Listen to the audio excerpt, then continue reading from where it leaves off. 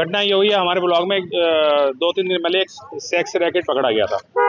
हम लोगों ने डीसीपी के थ्रू मुहिम करा के उसको सेक्स रैकेट को पकड़ा था 2-3 दिन पहले, और वो यहाँ पश्चिम बिहार के एसएचओ ने रेड न मार के उसको डीसीपी साहब ने निहाल बिहार के एसएचओ साहब को भेजा था यहाँ रेड मारने के लिए।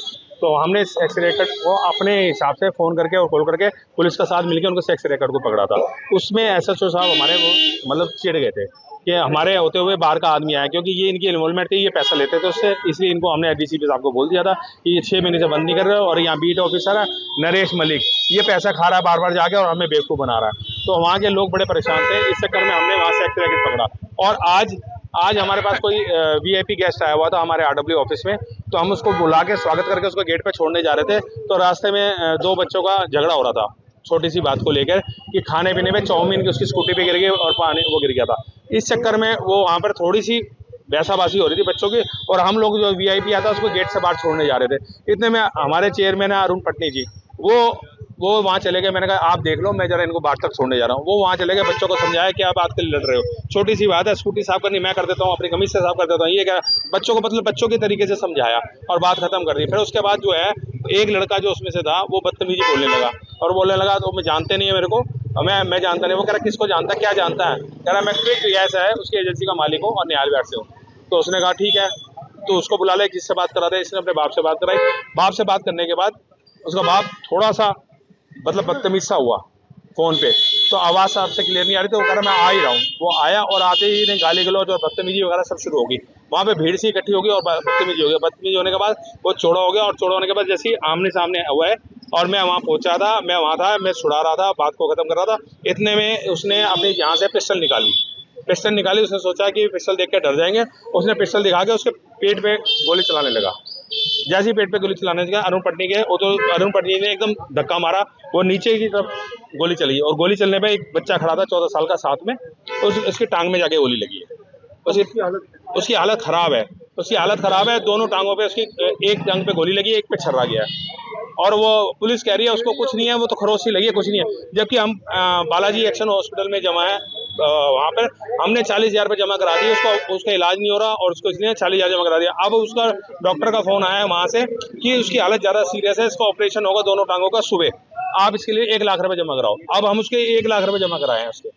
मतलब ये कहा जा सकता है कि जिस बच्चे को गोली लगी है, हाँ जी, उसका आपकी जो आपस में जो बच्चे की लड़ाई चल रही थी उसमें कोई लेना देना उस बच्चों का कोई लेना देना नहीं। वो तो बच्चा एक सामने दुकान पे काम करता है, झाड़ू पोछा और थोड़ा सा सामान देने इधर जाता है। वो छोटा सा 14 साल का लड़का। अच्छा, जो गोली मारने वाला था इसका नाम क्या? जो गोली मारने वाला वो शिवराज था। वो अपने आप को किक गैस एजेंसी का मालिक बता रहा था। वो है नहीं, वो गोडाउन इंचार्ज है सिर्फ गोडाउन। वो आए थे, 2 आए थे, और आगे उसने गोली निकाली और गोली मारने लगा, तो उसको गोली नीचे चल गई। उसके बाद हमने उसको पकड़ा रखा। उसके बेटे ने बोला पापा सारों को मार दो।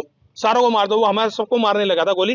फिर हमने उसकी बंदूक को पकड़े रखा, और उसके बाद छीना छपटी करते रहे। बंदूक में उसकी गाड़ी पूरी लोडेड थी उसकी, और हम उसको पकड़ी रखे और छीना छपटी चलती रही। और छीना छपटी में उसकी रस्सी से बंधी हुई थी गन, वो हम छुड़ा नहीं पा रहे थे, वो रस्सी से खींच नहीं पा रही थी।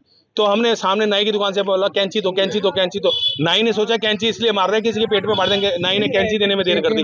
फिर उसके बाद किसी को बुलाया, हमारा एक बंदा आरडब्ल्यू का बंदा गया, वो कैंची लेके आया और उससे रस्सी काटी और उसकी बंदूक लेके मैं भाग गया। दोनों बंदे जो थे वो पकड़े गए हैं। वो वहाँ चौड़े होके खड़े रहे हैं, कह रहा हमारा कोई कुछ नहीं पाड़ सकता, हमारी पूरी सेटिंग है और फलाना है। और उसके बाद उसने एसएचओ को फोन करा, पता नहीं क्या करा, एसएचओ ने उसको सिखा दिया तू ये बोल दे कि गोली इन्होंने चलाई है, गोली इन्होंने मेरी निकाल के इन्होंने चलाई है। वो उसने जो ये पिस्टल थी, लाइसेंसी पिस्टल थी या फिर ये हमें नहीं पता लाइसेंसी थी क्या है, हमें इस चीज के बारे में नॉलेज नहीं है कि क्या है वो क्या नहीं है।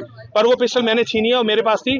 फिर जब पुलिस आई है और पुलिस ने मेरे को बुलाया, पहले पीसीआर आई है, पीसीआर बोलने लगी गोली किसको लगी, उसको लेके हॉस्पिटल लेगी, गरी पिस्टल किसके पास? मैं कहा ये आपको नहीं दूंगा, जो थाने से पुलिस वाला आएगा उसको दूंगा।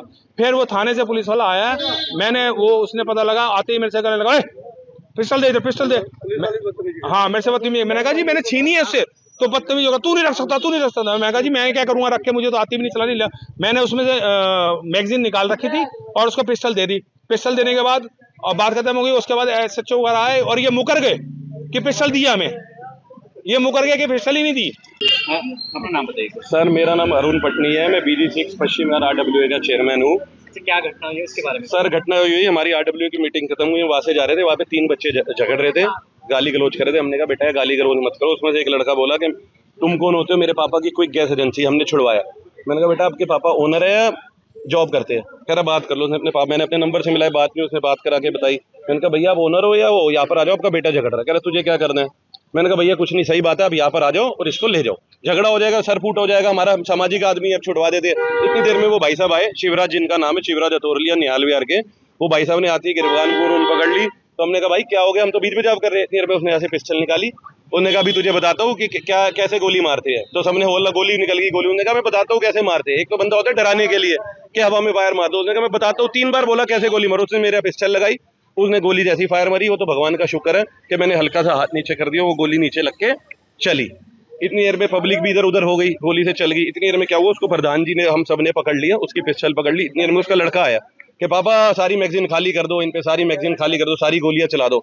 हमने पिस्टल पकड़ रखी थी, उसने रस्सी से बांध रखी थी। यहाँ पे रस्सी काटने के लिए कैंची मंगा रहे थे, सामने सलून नाई की शॉप थी। इतनी देर में उसके लड़के ने पिस्टल छीन के गोली का फायर मारा। एक लड़का, वो वहीं पर काम करता है लड़का हमारे बीडीसी के ब्लॉक में, वो लड़का बालाजी में एडमिट है। अभी डॉक्टर से पता लगा एक पैर में उसके गोली और एक पैर में छर्रे लगे। तो उसकी हालत अभी तो पैर में लगे है, 14, 15, 16 साल का लड़का है, उसकी तो हालत इन्होंने जिंदगी खराब कर दी, पैर में गोली लगी है। उसके बाद वहाँ पे हमने 100 नंबर पे कॉल की, एक पीसीआर जा रही थी, वो वैसे ही रुक गई भीड़ देख के, वो उस लड़के को ले गई। हमारे 4 बंदे वहां पर गए। उसके बाद मौका वारदात पे सारा स्टाफ आ गया, एसएचओ साहब आए। जब एसएचओ साहब आए तो ऐसे आए कि जैसे मुझे लगा कोई हिंदी पिक्चर का डॉन आ जाता है, साउथ इंडियन मूवी का। आते ही उन्होंने मुझे धमकाया उल्टा कि यहाँ पे तो गुंडागर्दी चल रही है। वो इसलिए धमकाया क्योंकि 3 दिन पहले हमारे यहाँ पे एक सेक्स रैकेट चल रहा था, पिछले साल भर से 6-8 महीने से। हम बीट कांस्टेबल को भी बोल रहे थे, एसएचओ साहब को भी बोल रहे थे, कोई सुनवाई नहीं हो रही थी। हम डीसीपी साहब के पास गए थे, डीसीपी साहब ने फिल्मी अंदाज में एसएचओ निहाल विहार मुकेश कुमार जी को भेज के वो सेक्स रैकेट पे हमने अपना कस्टमर फर्जी बना के भेजा, डिकॉय जिसको कहते हैं। हमें पता लगा कि पुलिस लैंग्वेज, तो उससे सड़े पड़े थे एसएचओ साहब कि इनके थाने में सेक्स रैकेट चल रहा है, साथी चल रहे हैं, बंद नहीं करा पाए। डीसीपी पे पेश हुए, डीसीपी साहब ने दूसरे एसएचओ को भेज के, सर वो उनको पब्लिक ने ही पकड़ लिया था वहाँ पे, क्योंकि मैं आरडब्ल्यू चेयरमैन हूँ। हमारी आरडब्ल्यू में अपनी जो टीम है 20-25 बंदों की है, वो सारे इकट्ठे हो गए। गोली की आवाज सुनते ही आसपास दुकान वालों ने भी उसको पकड़ लिया, उसके लड़के को भी पकड़ लिया। एसएचओ साहब तो मतलब हल्का सोच रहे थे, तो हमने उसको खुद ही पीसीआर में बिठा के, जो आईओ साहब आए थे उन्होंने, एएसआई शंकर जी, एसीपी साहब आए, नेकी राम लांबा जी, उन्होंने बड़े अच्छे से सुनवाई करी। उन्होंने कहा टेंशन ना लो, मैं इस केस को खुद देखूंगा। उसके बाद मेरी वाइफ भी आई, तो एसएचओ साहब ने अंदर भी ऐसा बिहेवियर किया कि तुम सेक्स रैकेट बंद करा रहे हो। हमने कहा सर हम सामाजिक आदमी, हम नहीं कराएंगे तो कौन कराएगा। लेकिन सर मेरा निवेदन यही है, आप जी न्यूज़, नवोदय टाइम, सारे चैनल है, कि मैं सारी पब्लिक से पूछना चाहूंगा। पुलिस कहती है कि पब्लिक हमारा नाक आँख कान बने, कैसे नाक आँख कान बनेगा? आज मेरे को गोली लग जाती, मैं मर जाता या मैं इंजर्ड हो जाता, क्या मेरा परिवार करता मेरे पीछे? और दूसरी बात ये, दिल्ली पुलिस दिल की पुलिस है सर, कोई दिल्ली पुलिस दिल की पुलिस नहीं है। दिल्ली पुलिस पैसे खाने के लिए पुलिस है। 100 आदमी है, 100 आदमी में से 20 आदमी अच्छे हैं, 80 आदमी से उसी पैसों के लिए नौकरी कर रहे हैं कैपिटल ऑफ इंडिया दिल्ली में।